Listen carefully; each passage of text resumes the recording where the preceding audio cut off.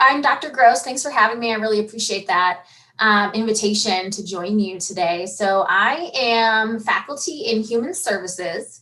So that's where I teach an undergraduate human sexuality class. I actually recognize a few faces on the call, so that's really exciting. And then I also teach in the Master's in Public Health program.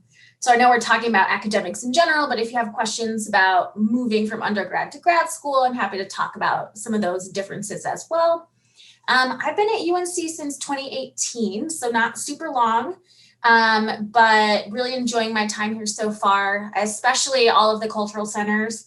When I was an undergrad student at Kalamazoo College, which is in Michigan, in Kalamazoo, Michigan, we did not have anything like the cultural centers. We shared like basically a one room, I think, maybe two rooms across all of the different student organizations, and they didn't have full-time staff members or grad assistants or anything like that. So really thankful to be at a university that has so many resources for students.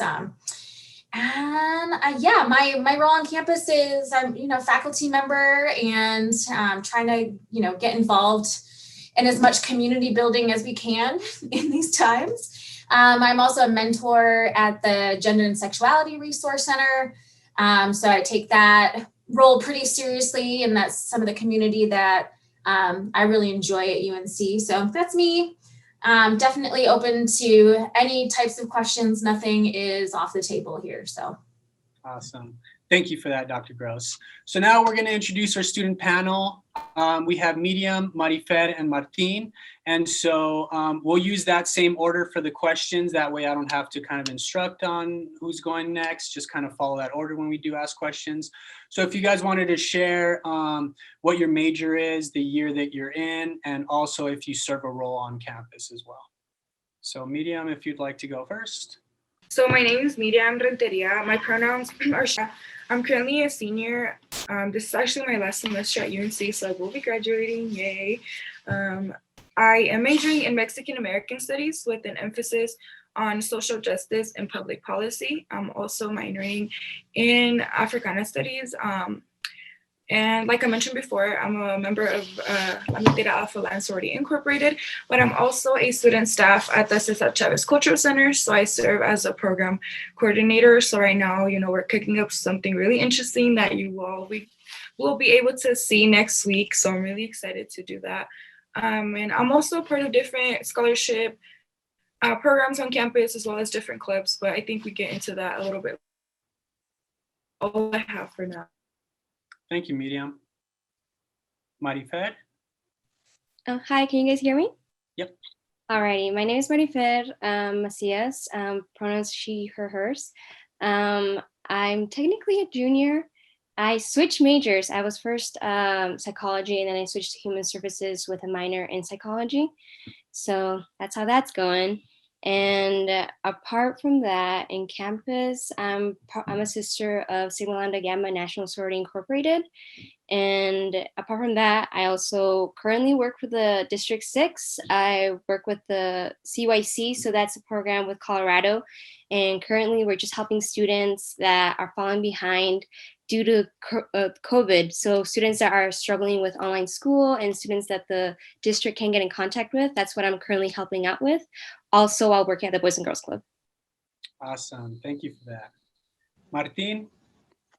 Hello, everyone. Hope everyone's having a good day. My name is Martin Trujillo. My pronouns are he, his, and him. I am a sophomore this year. My major is sports and exercise science with an emphasis in human performance and a minor in psychology. I am a front desk coordinator for the César Chávez Cultural Center, so yay. And I'm also a member in the Center of Human Enrichment program here at UNC. So those are a few roles I kind of play here at UNC. So awesome. Well, thank you all for the intros. We'll get right to the questions. The first question is for our 3 student panelists. Please talk about a time when you struggled academically and how you overcame this struggle. If Miriam would like to start, and then Marifer, and then Martin. Yeah, so I think definitely each semester is like a different struggle, but personally, I think I struggled the most during my freshman year, just because it was a way new like experience. You know, I was transitioning from living at home to moving away from home, being by myself, and then taking these really heavy like content heavy classes, so that's not something that I was really used to, like managing my time so well. So that's something that I really struggled with. I remember I struggled a lot with my criminal justice class. I started getting like C's and B's, and I was like, whoa, like what's going on? You know, I was so used to being like a straight A student in high school, and then that kind of just shocked me. I was like, oh my gosh, like what am I doing wrong? Do I deserve to be here? Like what's going on? And I think a big part of that for me was my time management. I didn't really know how to do that. I didn't know how to set up a schedule where I set enough time to do everything that I needed to do. So the way that I overcame that, I think that's definitely something still like a work in progress. I'm still learning, of course, but something that I definitely did was I'm a part of the Denver Scholarship Fund. And here on UNC's campus, they have something called the Academic Bridge Program. So I have like monthly check-ins with them and all that stuff, but I reached out to one of the advisors there, and she actually helped me come up with a schedule, like an hour by hour schedule, where I was able to be like, okay, so this from this time to this time I'll be doing this, and then I'll have time for this class to do this homework, this research. So I feel like for me that's something that I definitely need. I need structure, and that's something that definitely has helped me now, like setting up my schedule. You know, even if it's like minute by minute, if that's what you have to do, then you know that's what you have to do. But yeah, definitely reaching out for help was something that I am really grateful that I did. And now I really like still use that information that was given to me, and I still, you know, try to help other students, because time management is really hard to do, especially when you have so much going on. Like this semester I have like an internship going, I work, I have classes, I have all these other things I'm a part of, but definitely giving myself that space and time to have structure and have that set schedule has definitely helped me to make sure that I'm getting everything done on time, and also setting time for myself and everything else that I have to do. All right. So to answer that question for me, myself, I think the stuff I struggled with the most was my second year of college. I think that I just had way too much on my plate at the moment. And it was completely different than high school because I thought I could handle it. Because in high school, I was completely fine with my AP classes, doing extracurricular activities, everything was perfectly fine. But I think just having um, the magnitude of it being way more important now really stressed me out. And then on top of that, just realizing that this is not really what I want to study. And that took me a while for me to realize that. I was just forcing myself, like, I have to stick to this. Like, I'm already like my second year in, I should just stick with it. But I also just gave myself the time and realized that, like, you know what, like, you're on your own schedule. Like, as long as you, at the end of the day, I know that I want to continue pursuing my education. Like, that's what's important, no matter what it is on. And what also really helped me was just getting in contact with my community. So when I started working at the Boys and Girls Club, that made me realize that, like, psychology is just not quite what I want to do. What I kind of want to do more is just actually work with students and work with the community in Greeley. And that's the one thing I'm really grateful for, is just also just getting connections within UNC. So I know a lot of you guys know Trish, but she actually helped me out so much just getting back on track. She's the one that I feel like I could connect with her. And I didn't really know her beforehand. I just knew that she worked at the center until one of my sorority sisters told me, like, you know what, you can just go talk to her, tell her what you're going through, and we could see what she could probably give you some ideas of who you can go to help with. She'll probably like have a plan out for you. And she really encouraged me to, like, if you need a break, take your break and then continue with the path you want to take, not what people are trying to make you take. But yeah, that's that. And yeah, for me, a time I struggle, it would have to be now, like during what we're all witnessing now during this pandemic. That for sure has been a super struggle for me, trying to juggle all these regulations and protocols during school, going to Zoom classes, and then switching around, going face to face. trying to understand these concepts and then still have time to be with loved ones and take care of that work that we have to do. So yeah, working during a pandemic and studying through a pandemic is probably a huge struggle for me and maybe some of you as well. But a strategy I use to kind of overcome that, I'm still trying to process that, is just kind of just taking a step back and knowing that there's some things that are kind of out of your control and kind of just embracing them as what they are and then kind of just going forward and embracing that fact that you can't control everything. And I guess when I've tried to do that, and for the most part, it gives me like a sense of relief and satisfaction knowing that, okay, well, if this is happening right now, then what in the future can stop me, if anything at all. So yeah, that's something I'm overcoming still. Still have it down and still don't, but yeah, that's something I've struggled with. Awesome. Thank you all for sharing. My next question is for Dr. Gross. So how are students that are struggling academically able to approach professors for assistance and ask for help without feeling hesitation or another challenge? Yeah, I think that's such a great question. And first, I would just say it's totally okay to have hesitations and challenges. Like, this question is framed like, oh, how can you do it without having these? Kind of implying that we're not going to have them. And they're there. But that's okay. It's how you overcome those struggles and those challenges. That's the most important thing. It's not about, psyching yourself up to not have them at all. So I just want to throw that out there. I think it's kind of about a mindset to get yourself the courage to seek out the help that you need when you're struggling. And I really see asking for help as an investment in your education and in your future, because no one ever said you have to do it all by yourself. That's not a rule of any kind. So just talking yourself into it, like, this is something that's part of college, is asking for help when I need it, and being a responsible professional and adult. Like, when you're on a job in the future, if you're struggling, you need to get help so that you don't struggle more and have bigger consequences, right? Of losing the job or something like that. So just acknowledge that it might be uncomfortable, but it's really, really, really important.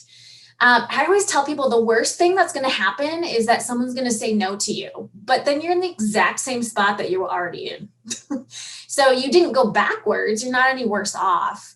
But even if they say no, like, they can't help you or accommodate you in some way, at least they know what's going on with you. So they have more awareness of what your struggles are, what your challenges are, and maybe, a little ways down the line, they're able to help you in a different way, just by the knowledge of what you're going through. And I would say, I'm speaking from only my personal experience, so I can't speak for all professors at UNC, but I appreciate self-advocacy. I always appreciate it, and I don't judge it, because it's hard and it's so important to ask for help, especially right now with the COVID stuff. And I always try to give that positive reinforcement, like, thank you for advocating for yourself. I think it's one of those skills that you might not have practiced before. You might not have had to in high school when things were maybe a little bit just more simple. So that, that's a skill that you can gain in college as well. So it's not just the academics, but like the self-advocacy skills. And asking for help shows your professor that you're struggling and you want to do better and you're ready to take steps in that direction.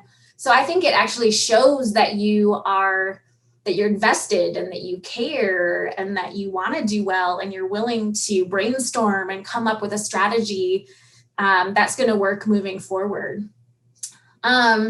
You can always plan your questions and what you need in advance. I think that's always a great idea. Like, go into a meeting or an email really knowing what you're trying to ask for. I get a little frustrated. Sometimes I get these emails that are just like, I'm having a crisis. Yes, I'm sorry to hear that. And what? What do you, and like, and do you want to turn in that assignment late, or are you trying to, like, what are you asking for?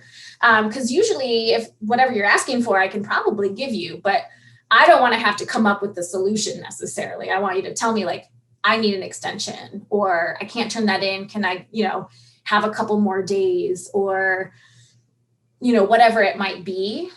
So I don't have to guess like what you want me to do about it. I want to hear about the issue, but I also want to know, like, what solution's actually going to work for you. Because maybe you need a week, maybe you need more, maybe we need to come up with a plan for the rest of the entire semester because things are just falling apart. So yeah, those are the things that I would say. And, sometimes you can utilize other resources, like contact a professor through the DRC, contact a professor through your academic advisor, go to office hours with a friend, and to just make some of that a little bit more comfortable for you to get in touch to begin with. But it is always better to ask for help as soon as you think you might need it, not after the fact of like, oh, I missed that, now what do I do? Or I've been struggling for 8 weeks of the semester and now I figure it out. It's like, as soon as you kind of feel like, uh-oh, that's when you want to start working on it. Because professors are usually pretty good at coming up with, longer term solutions and different strategies, and they want to work with you to be successful. Awesome. Thank you so much. So many great points there. So back to our student panel. How do you balance your personal life, work, school, social life, etc.? Also, please share your self-care strategies. So I think this question is really interesting because I feel like, I'm going to be honest, I don't always balance things how I should. And I think, again, that's still like a learning process. I don't think I'll ever be like, I know everything. I know how to balance my life, especially when there's so many things going on in the world. But I think definitely you have to start, well, for me, I have to start with structure. Again, I go back to like setting up a schedule and doing things like that. I have to remind myself on these days I have to go to these meetings, or I have internship hours here, but also not allowing like school and work to just consume everything, because I'm still a person, I still like to do things. I have hobbies. I definitely need, sometimes those mental health days to just take care of myself, and things like that. So a way that I really try to find balance is just kind of like taking it once, like day at a time. Because as much as I want to say like structure is really good, and I just said I love having schedules, like life doesn't always work like that. And I think like just trying my best to like accommodate for things going on at the moment is the best way that I create that balance. But again, just I have to put myself first. You know what I mean? Like school is important, work is important, and all of those things are important. But at the end of the day, there will be no school work, no work or anything like that if there isn't me. So I have to definitely take care of myself and put myself first. Some things that I do for self-care. I like to go to the gym. I feel like that releases a lot of stress. And I think, well, for me, like I struggle with mental health issues. So I think that goes kind of hand in hand, like my physical well-being and my mental health. So I definitely try to stay on top of that as much as I can. Like I mentioned, I have hobbies. I love to paint. So that's something that I do. It's just like me time. I put in my headphones. I don't talk to anyone. I'm just in my room. And I feel like I'm just like painting for hours without realizing it. And I think that's just wonderful. Like just having that time for myself to be by myself, that's definitely a way that I take care of myself. Another self-care thing that I do is meditating. Again, I feel like my self-care is really just me time, but I think that's really important, and that's something that definitely helps me out, especially when I'm stressed. Just taking a moment to step back, breathe, and like just tell myself everything's okay. You don't have to control everything. Like Martin said, like we can't always control everything. So I think that's definitely another way. But I feel like one of the most important ways is, again, like the idea of like advocating for yourself. Like I know when I'm struggling, especially with my mental health, like I'm like, Hoy, like I know I have stuff to do, but I really just can't do it today. And thankfully, I'm in a place where everyone that I work with is really understanding and cares about me. So that's something that I definitely do to take care of myself, is always advocating for myself and letting people know like, hey, like I'm not really good to do that right now, or I have too much to do. So I think that's a really important part of self-care, definitely.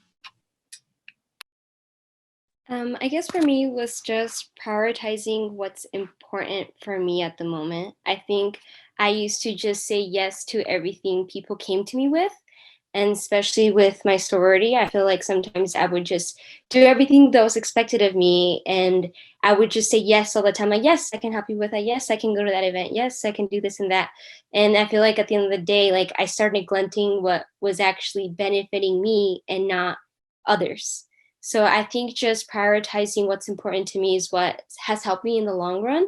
And that sounds super selfish, but at the end of the day, like you are for school especially, like you're here for yourself, and like extracurricular activities what you can give, and now knowing that I can advocate for what I can give is what's most important. um I think another strategy that's also really worked with me, especially with like just with my work, and now that I'm planning to go back into school, is just having set schedules. Like I used to never run through a schedule ever, but now I do. Like especially now that I work with kids each day and I'm tutoring like every 30 minutes with a different kid. Like just having a set schedule is actually helping me out, and just setting reminders for myself. With that, like my schedule right now is super hectic. So the way I self-care is just driving down to my parents' house. That are here, I'm in Greeley, but my parents live in Brighton, and just spending some time with my family like hugely benefits me, because I can just leave all my responsibilities in Greeley and just go to Brighton and forget about everything. And then just come back on Brighton on Monday and just like, okay, now I gotta get back to it. But just giving myself that safe space is what's most important to me, because it's just hard, especially when you're busy 24/7 and you just feel overwhelmed. But yeah. Yeah, so for me, how I balance all of that, I tend to think like a lot of people like balance it between like as if it were like a game of hot potato. They're like, okay, social life, yay, and then oh, gotta do work, and then they just keep bouncing it off like that. For me personally, the way I've done it, I've just kind of combined them all as a giant potato, and then I just toss it to myself. So like when I say that, I usually use my family um, as like my social outlet. Like I'm always hanging out with my brothers, we're always messing around and doing stuff. And then when it comes to like another combination of like school and work, I'm fortunate enough to be working, and then when I have time, I'm able to do some of my schoolwork, which is always nice to have. And then when it's like family and schoolwork, my brothers are always helping me out with any homework or stuff that I have. I'm fortunate enough to not be the first one to go to college. My two older brothers came here to UNC and graduated. So I already have like the cliff notes of like, oh, hey, you go over here and this is where they do this and this is where I'm like, oh, really? Cool. I don't need to do that. And they're like, yeah, well, we didn't have older brothers to help me out. So, you're lucky. I was like, yeah, I'm fortunate for that. And that's that's how I usually kind of balance things out. And yeah, of course, life hits me sometimes a little harder than I expect, and all of that just goes out the window, and then I have to kind of fend for myself. But for the most part, that's one way I do that. And then my favorite way to self-care, maybe I'm kind of hinted it at it a little bit, but since I'm like a sports and exercise science major, for me, my best method for that is exercise. I really enjoy long distance runs. There's just a moment of me, my music, uh, my breath, and then just I'm just running. It's just a great um, outlet to just let kind of emotions out, not let past experiences or anything bad that happened in that day hold you down. And it's also a great way to stay fit and healthy. So yeah, those are my strategies on how I balance things. Awesome. Thank you all. Yeah, those are some great self-care strategies. You can see that there's a theme that there's me time, and that is tremendously helpful to, to get past. college. And so my next question is back to Dr. Gross. So what are some strategies from your perspective that students can use to be effective and successful in the classroom space? So I wasn't quite sure what we meant by classroom space here because we're in a weird pandemic. So I was like, okay, well, are we talking about like being in the classroom itself or just being on a Zoom meeting? So I tried to think about the current situation and thinking about, so some of it might be applicable to a real life classroom as well, but most of my classes are right here. So so a few things that I would say to be successful in class are just to really make it a priority to do the reading and whatever has kind of been assigned in advance. I know professors always say that, but it is so helpful because then you can come into it, you feel more confident going into class, which is going to help you feel confident asking those questions that you might have. So when you're doing the reading in advance, take notes. I know that we're also very digital, but figure out what works for you. Is it a Word document or is it an actual physical notebook? For some people, that's still the best way to do it. And take notes and write questions down as you have them. And just remember that in class, like, there's probably a lot of other people who have the exact same questions and appreciate you speaking up. But having that preparation, I think, really does so much for kind of the nerves and really gets you in that mindset of being in class. Also take notes during class. I find that a lot of people don't necessarily do that, but it really helps you remember what happened. And when you're working on an assignment later in the week, you can be like, wait, what was that term that she used? What are we talking about? And then going back in and like highlighting the things that you actually need to do and like having them stand out in your notes. Like, oh, okay, this is connected to this assignment. Or she said, I need to make sure to cite my sources in such and such a way. So just I know it sounds kind of simple, and hopefully at this point in college, you already know that, but maybe not, like just taking notes. And then I would say minimize the distractions. I know it's so hard right now because like everything is on a computer or a device. But the more that you can set up a specific space, and of course, this is attached to a lot of privilege having any space to be able to do this, but if you can have a space to do school, that is so helpful, and just make it this space that you do school. So maybe it means like going to a different location, going to the kitchen table instead of your bedroom, or maybe it's going to your bedroom so that you can close the door and like get the distractions out of the way. Silence your phone, turn off your notifications, like resist the urge to browse other websites. I'm the worst at being, I'm working for a while and then I get bored with it. And so I'm like on Facebook.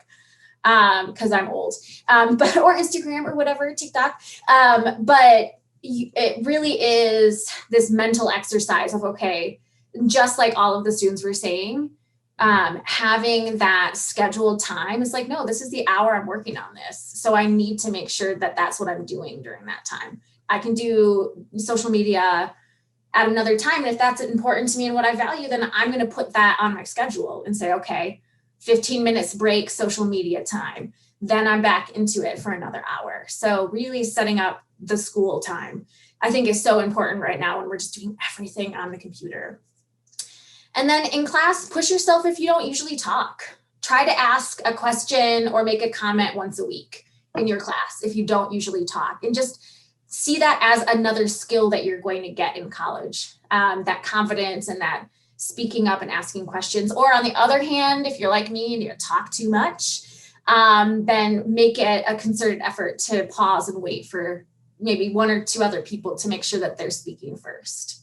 So those are just a few things. I'm sure everyone else has other suggestions as well. So I hope that's what you meant by classroom space. So that's what I've got.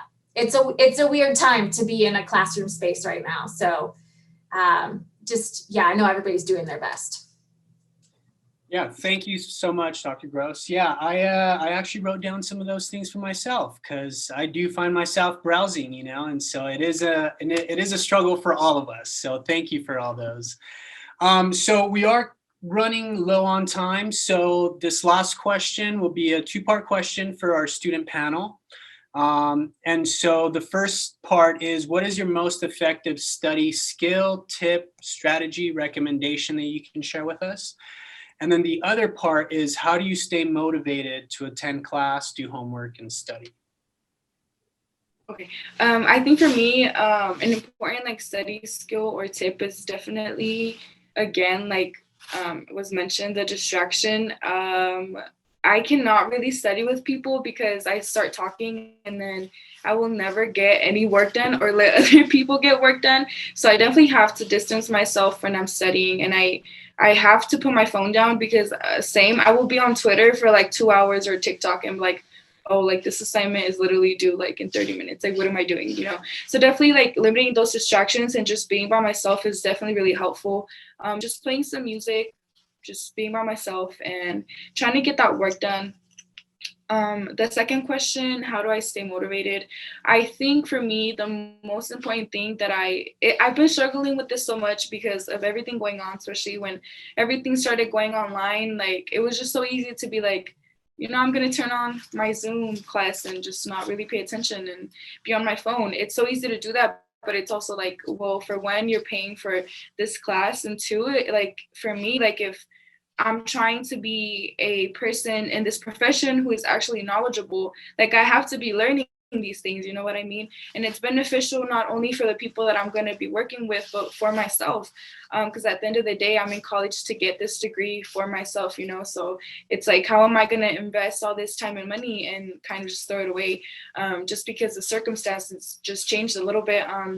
So definitely just realizing that I'm still here to get this degree and I will get this degree this semester.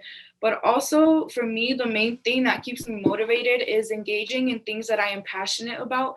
Because when I lack that passion, I just like, what am I doing? Like, why am I wasting my time doing something that I'm not really interested in or that I really don't care about? Especially when it comes to classes, like that's why I chose the major that I chose, because that's really me. Like, I love learning about all these things and it keeps me engaged and wanting to be in class. So that's definitely a tip that I recommend, is taking classes that you actually want to learn about and care about. Because if you don't, then you're just going to be in class, like waiting for the class to be over, looking at your watch, like 5 more minutes. But for me, like when I'm in these classes, like my math classes, I feel like I'm in a different world. I'm just so immersed into what I'm learning that like I don't want class to be over, and another way that I stay motivated for school is actually like stepping outside of school and being involved in the community. For me, like it's so important to do community work. And I know we're running low on time, but I'm just going to tell a quick little story because I think it's really important. So last week I woke up and I was like so unmotivated. I was like, ew, like I don't even want to finish the semester. Like I have no energy to do this. Like, what am I doing? I feel like I'm just wasting my time. I'm not really doing anything effective or efficient.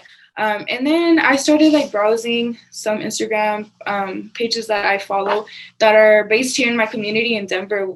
They're like social justice based and things like that. And they're like brown and black businesses that I follow around this area as well. And I was like, wow, like this is what interests me, like I love being involved in my community and engaged and participating in volunteer work and educating our youth and being involved in all these social justice things. Like those are the things that call me. Like that's what makes me feel passionate and like it makes me look forward to something. So then I was like, you know what, I'm going to stop just being sad and thinking that I'm not doing like good enough. And I started reaching out to people in my community. And, now I'm signed up to do all this volunteer work over these weekends. I'm signed up to be a part of Aketsa, which is a program that's ran in Boulder for a week over the summer. So I'm doing trainings for that. I'm doing trainings for this art camp that I'm helping to facilitate this summer. So for me, it's just like, yes, it's important to stay motivated in school, but sometimes the motivation to want to continue to do schoolwork doesn't come from school. It has to come from other outside sources. And for me, that's really what it is right now. Like my community is driving me and it's giving me that motivation and energy to just keep going because they need me. I need to be involved in the community.